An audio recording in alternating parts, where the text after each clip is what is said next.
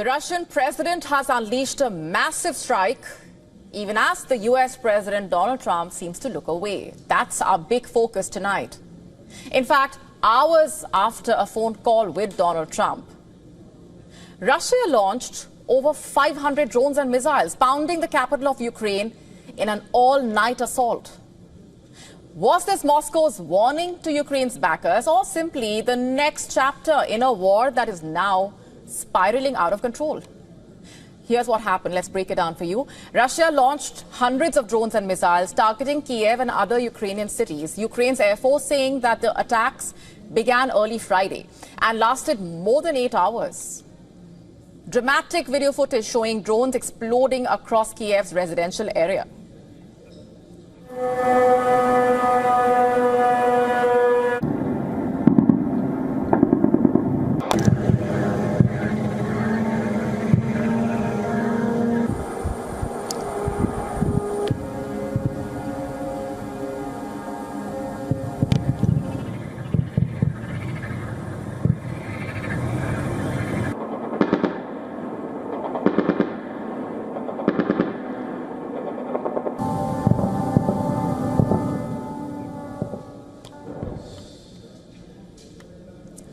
In total, 539 drones and 11 missiles were fired in waves aimed at Ukraine. And in a telegram post, Ukraine's Air Force said that the main target of the strikes was the capital. The all-night barrage left at least 23 people injured in Kiev. 14 were hospitalized. Drone debris and explosions set buildings, cars, even a medical facility ablaze. In fact, according to across 6 of the city's 10 districts, Ukraine says this was the largest number of drones and missiles used in a single attack since the war started. Russian strikes damaged railway infrastructure, sparking massive fires, forcing residents to spend the night in shelters.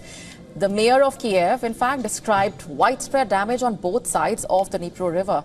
Russia's defense ministry claiming it targeted Ukrainian military industrial facilities, drone assembly workshops, HIMARS rocket launcher stations. The attacks, by the way, were the latest in a series of Russian airstrikes on Kiev that have only intensified in recent weeks. We've been telling you about this. They have included some of the deadliest assaults of this war on the city of 3 million people. The reaction from Ukraine's backers was swift. Poland's foreign minister telling Donald Trump that Putin was mocking your peace efforts, quote unquote, urging him to restore anti-aircraft ammunition supplies to Ukraine. The massive Russian attack even damaged the Polish consulate in Kiev. Meanwhile, Germany confirmed active talks to buy US Patriot missiles for Ukraine to boost its air defense. And German and Dutch intelligence services also accused Russia of increasing the use of chemical weapons in Ukraine, calling it a slippery slope, threatening Europe and the world. Evidently, more than 3 years after the start of the war, the Russia-Ukraine war continuing to rage on with efforts for truce at a standstill. President Trump, in fact, after speaking to Vladimir Putin on Thursday, said that there was no progress at all towards ending the war. No progress. On Friday, the president of Ukraine said he spoke with Donald Trump about the need to strengthen Ukraine's air defense amid the escalating Russian attacks. And he said that they discussed the possibilities of air defense and agreed on increasing the protection in the sky. On Friday, he told reporters he is disappointed in Putin and does not believe the Russian leader will actually stop the war. He plans to speak with the president of Ukraine. To President Zelensky tomorrow, early in the morning, and I'm very disappointed with the conversation I had today with President Putin, because I don't think he's there. And I'm very disappointed. Well, it's not, I'm just saying, I don't think he's looking to stop, and that's too bad. And the thing is, as for Russia, Moscow described the attack as retaliation for what it called terrorist raids by Kiev into Russian territory. The Russian Defense Ministry has said that its strikes involved long-range precision weapons, hypersonic Kinzhal missiles, as well as drones. And it claims that all targets were hit, including Ukraine's drone assembly facilities, as well as military airfield. Russia insists its strikes do not target civilians, and just a day earlier, Russia claimed it had seized the village of Milove on Ukraine's northeastern Kharkiv border. Milove lies on a section of the border where Russian forces had not entered since the war started. So now Russia is basically entering previously uncharted territory, and that's significant. Ukrainian forces have said that they were holding back Russian advances in the area, but a video released by the Russian Defense Ministry showed two men raising a Russian flag above a building.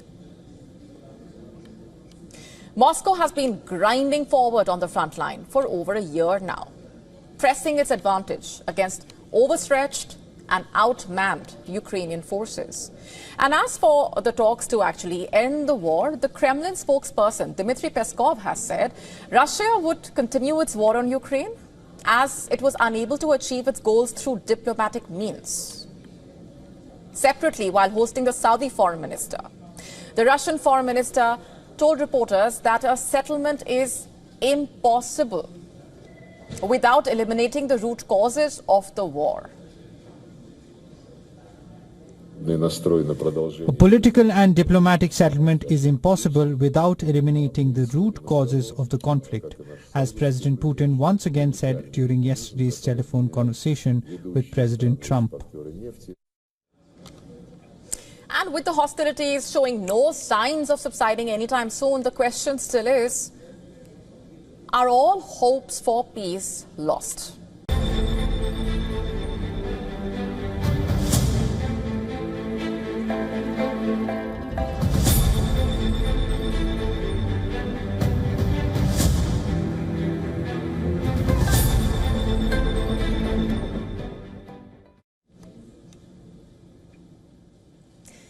Could Elon Musk be the one to shake up America's two-party political system? Could he become the next United States president? Well, a new survey suggests that the idea of a political party backed by the billionaire is catching on, and fast, by the way. According to a survey from Qantas Insights, around 40% of American voters say they would consider supporting a new party led by Elon Musk. And the strongest backing for Musk, by the way, is coming from Republican men. Nearly 1 in 4 Republican men say they are very likely to vote for a Musk-led party, while another third saying they are somewhat likely to support it. Democrats, on the contrary, appear less inclined, with more than a third of Democratic men and women saying they wouldn't vote for a Musk-led party. Still, the big picture is clear. Almost half of all voters in the survey are open to a third party, perhaps a sign of the growing political dissatisfaction with the status quo, maybe.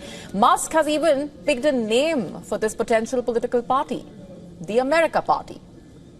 A party that Musk says is meant to be a home for voters who feel ignored or frustrated by the current system. And when the poll results came in, Musk called them encouraging. Musk's idea to start a new party first came up in early June, shortly after Musk criticized the Congress for passing a multi-trillion-dollar tax and spending package. And the bill, which raises the national debt ceiling by a record $5 trillion, sparked a wave of criticism from Musk, who argued basically that both parties had abandoned fiscal responsibility and accused both parties of pushing the country towards what he described as debt slavery. And his criticism sparked a major feud with the US president. Trump fired back, accusing Musk of being bitter because the bill removed electric vehicle incentives, a move that directly impacted Tesla. Musk insists this has nothing to do with his company and everything to do with America's financial future. And while starting a new party is expensive, money likely will not be a problem for Elon Musk. His net worth is estimated to be at least $350 billion. And support for a third political option in the US has been increasing. Data by an American multinational analytics and advisory company, Gallup, showing that over the past 2 decades, most Americans have believed that the country needs another party. In fact, a 2024 Gallup poll found that 58% of US adults agree that a third party is needed in the United States. And right now, there is no real sign that Musk is actually building an actual campaign team or taking concrete steps to launch a political party. But one thing is for sure, the call for change in American politics is only growing louder. And polls indicate that Musk may just be the new face of it. Shifting focus now to the Arctic, where things have been heating up. In fact, it is the world's newest battleground. Untapped oil, gas, minerals, new shipping routes are up for grabs there. And now President Trump is rolling the dice with a $9 billion plan to stake claim in the Arctic. What's behind the move? Our next report taking a closer look at how Donald Trump wants to outpace Russia as well as China in this heated battle. Welcome to Operation Nanook.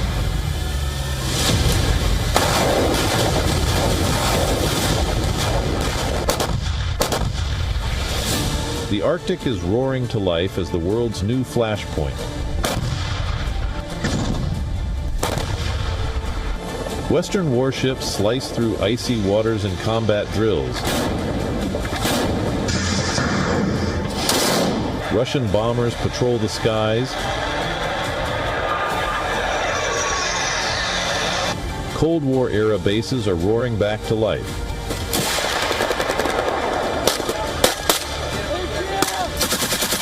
China is quietly planting flags in science labs that double as listening posts.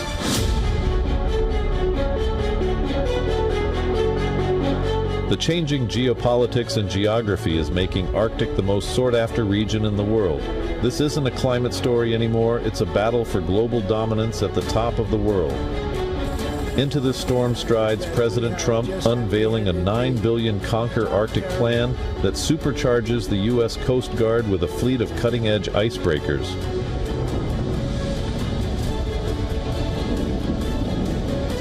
These steel giants will slice through the thickest ice, opening new shipping lanes and securing untapped reserves of oil, gas, and rare minerals. As the polar ice recedes, the Arctic transforms from a frozen wasteland into the world's hottest geopolitical prize. But the Americans are not alone in their ambitions.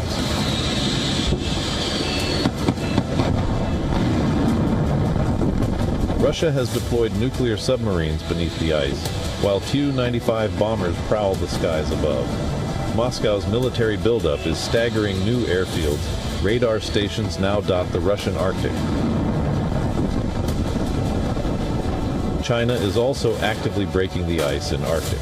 It is rapidly increasing its footprints driven by its economic and strategic interests. In response, NATO is now scrambling to counter Russia's formidable Arctic footprint. The alliance is actively calling for stronger Arctic defense capabilities, conducting exercises and bolstering its presence in the region. Maritime threats are mounting, that's for sure. To name but a few, Russia is militarizing the Arctic. And we are seeing an increasing activity of Russian submarines operating in that area. We will invest in new submarines, aircraft, ships, armed vehicles, and artillery, as well as new radar, drones, and sensors to monitor the seafloor and the Arctic. With the ice melting at unprecedented rates, the Arctic is transforming into a vast ocean, ice-covered regions rich with oil, gas, and strategic leverage. And while the world debates climate change, Trump is gearing up for what could be a Cold War in a warming zone.